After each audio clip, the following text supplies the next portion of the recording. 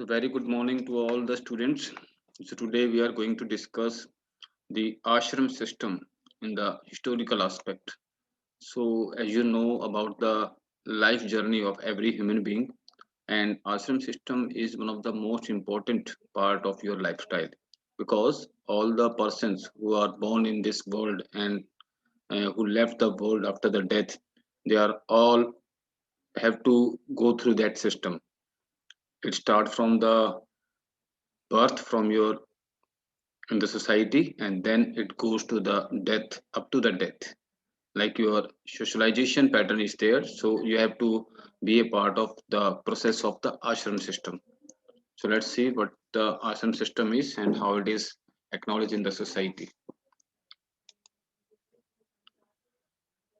When you see the life of an individual, it is always influenced by the four factors. चार तरह के factor से किसी भी इंडिविजुअल लाइफ को आप इन्फ्लुएंशली देख सकते हैं. इसमें सबसे पहला है the place of work where a man lives. इंसान जहां पर काम करता है, जहां पर रहता है. The time in which he lives, जो ड्यूरेशन उसका दुनिया में आने का है और दुनिया से जाने का है. The effort which he makes, और जितने भी एफर्ट्स वो अपनी लाइफस्टाइल में करता है, चाहे वो as a responsible family member है, एज ए रिस्पॉन्सिबल फ्रेंड है, रिस्पॉन्सिबल वर्कर है किसी भी जगह. Whatever the efforts any person can do, that is also a most important thing. And his natural traits, कुछ इनबोर्न क्वालिटीज हर person में होती है, कुछ वो अपने आप एक्नोलेज करता है. एक्नोलेज दैट मीन्स वो सीखता है during the life journey. So these are the four main influential factors in which every individual have to go through. तो workplace, man lives, time duration of the life, जब तक वो जी रहा है, efforts वो क्या कर रहा है, उसके अलावा natural traits. And the ashram system is based on particular point of view with regard to the problem of life and the problem of conducting life. देखिए आश्रम सिस्टम जो है पर्टिकुलरली बेस्ड है एक ऐसे पॉइंट ऑफ व्यू के ऊपर जिसमें आपको आपकी प्रॉब्लम्स एंड लाइफस्टाइल की, या आपका प्रॉब्लम है how to conduct a life in a peaceful way और in a functioning, how what are the things you are doing in your lifestyle during the life journey. तो ashram system वही है, एक व्यवस्था है जिससे हमें सबको गुजरना है. ऐसा कोई भी पर्सन इस सोसाइटी में नहीं है, इस वर्ल्ड में नहीं है जो इस आश्रम सिस्टम से ना गुजरा हो. वो आपको थोड़ी देर में अभी पता लग जाएगा जैसे हम लेक्चर आगे कंटिन्यू करेंगे.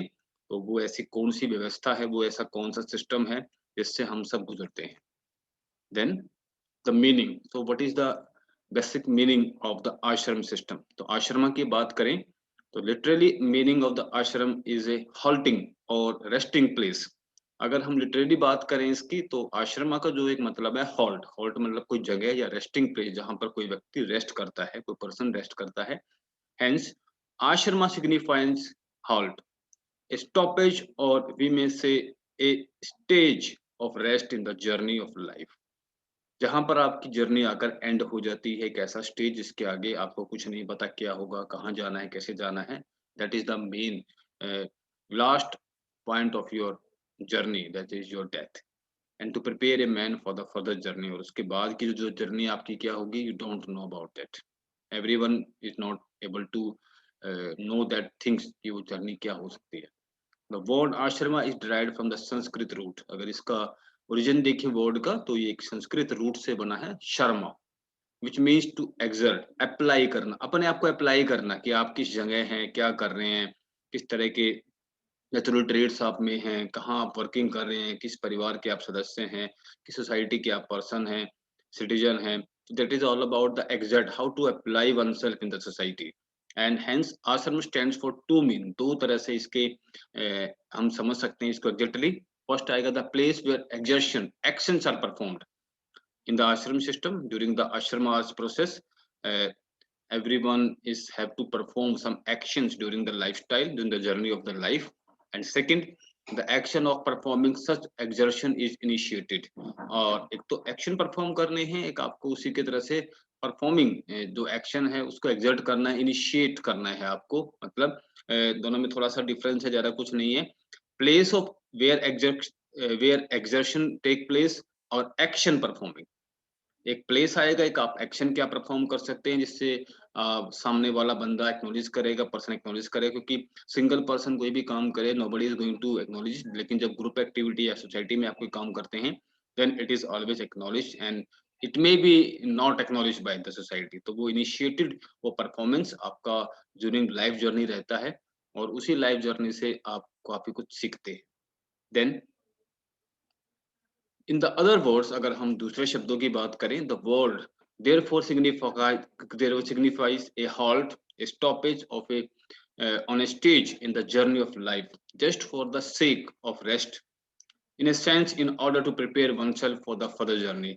एक जर्नी आप पूरी करते हैं आश्रम सिस्टम की इस दुनिया में आने के बाद, उसके बाद आपका जो एंड पॉइंट होता है लाइफ का, उसके बाद आपके साथ क्या होगा, फर्दर जर्नी क्या होगी, आप प्रिपेयर करते हैं। प्रिपेयर दैट मीन्स आप एक जर्नी को छोड़ के दूसरी जर्नी में एंटर कर जाते हैं। Then the ashramas then are to be regarded as resting place during the one's journey. हम आश्रमा को एक तरह से एक रेस्टिंग प्लेस के रूप में यूज कर सकते हैं कि वो एक रेस्टिंग प्लेस है, उसका एक कुछ पहलू है, कुछ प्रोसेस है जिससे हमें गुजरना पड़ता है। And on the way to final liberation which is the final aim of life, और जो आपका फाइनल लिबरेशन का टाइम होता है, जब ये दुनिया से रुखसत होने का टाइम होता है, वहां पर आपका एम जो है फाइनलाइजेशन में स्टॉपेज हो जाता है। Ved Vyas has remarked in the Mahabharata that the four stages of life form a ladder और a flight of four steps.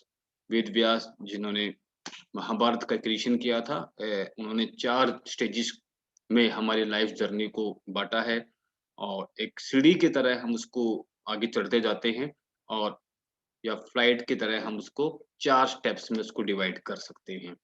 आश्रमा आज regarded as different stages in the life.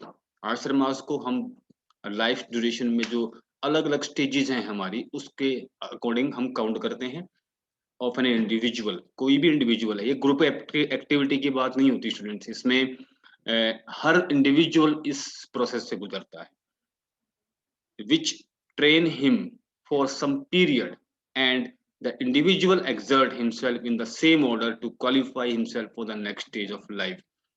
और जब हम वो स्टेज पार कर लेते हैं, वो जर्नी क्रॉस कर लेते हैं, वो जर्नी पूरा कर लेते हैं, then at the last moment we are then prepare for the second journey of our lifestyle। So this is the some background, some of the meaning attached to the word आश्रमा। तो आपको acknowledge करना है इसको ऐसे ही कि आश्रमा एक journey है, एक स्टेजेस है, दैट मीन्स 4 स्टेजेस इसमें कंप्लीट आएंगे। एक सिस्टम है जिससे हर individual from the starting of the birth, जब वो जन्म लेता है इस दुनिया में, और उसके बाद जब उसकी लास्ट में डेथ होती है, तो ये कोई भी इंडिविजुअल इन 4 स्टेप्स से होके ही अपनी लाइफ जर्नी को कंप्लीट करता है। Then according to the scheme life is divided into 4 stages. अगर हम बात करें कि वो 4 स्टेजेस कौन सी हैं लाइफ ड्यूरेशन की, तो वो आपके सबसे पहले है brahmacharya, grihastha, vanaprastha and sannyasa. These are the 4 stages of life journey of every individual who has taken birth in this world। And attached to this, every stage has its own duties and functions। हर एक stage के साथ कुछ duties, कुछ कर्तव्य और कुछ कार्य function जुड़े होते। The theory of पुरुषार्थ is given concrete expression in the Hindu scheme of आश्रमा। पुरुषार्थ की थ्योरी हिंदू सभ्यता में, हिंदू स्कीम में आश्रमा के द्वारा दी गई है, और उसी के अकॉर्डिंग जो है ये 4 स्टेजेस जो है हम एक्नॉलेज करते हैं। Each ashram has its own duties and functions which provide healthy restraint on the instinctive and impulsive life of men। और जो भी हमारी 4 स्टेजेस हैं उसमें जैसे हम जो ड्यूटीज और जो हमारे फंक्शंस हैं वो प्रोवाइड करते हैं for the healthy initiative for restaurant की हम अच्छा कुछ करेंगे ड्यूरिंग द लाइफ जर्नी।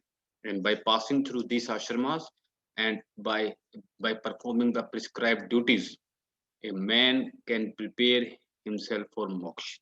और इस लाइफ जर्नी में इन आश्रमास की जर्नी के अकॉर्डिंग और जो परफॉर्मेंस हम देते हैं, जो ड्यूटीज हम परफॉर्मेंस कर हम परफॉर्म करते हैं, एक प्रिपरेशन होती है किसी भी व्यक्ति की, किसी भी इंसान की फॉर गेटिंग द मोक्ष। मोक्ष प्राप्ति मतलब जैसे हम चाहते हैं कि हर हमें स्वर्ग ही नसीब हो, हमें नरक नसीब ना हो, अगर हम कैजुअल वे में सोसाइटी की बात करें तो हम ये कहते हैं कि अच्छे कर्म करेंगे तो स्वर्ग में जाएंगे, मोक्ष की प्राप्ति, वो मोक्ष प्राप्ति के रास्ते आपके ये आश्रम सिस्टम ही है।